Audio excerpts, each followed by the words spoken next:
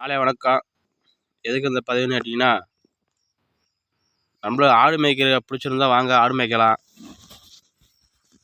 வேலை இல்லை நண்பர்களே, வண்டி ஓட்டுறதுக்கு வேலை இல்லை.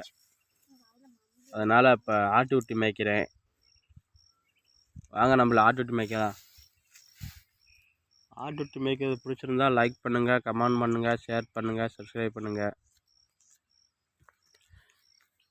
பூரா ஆட்டு நம்மளுதான். இந்த காடு நம்மளுதான்.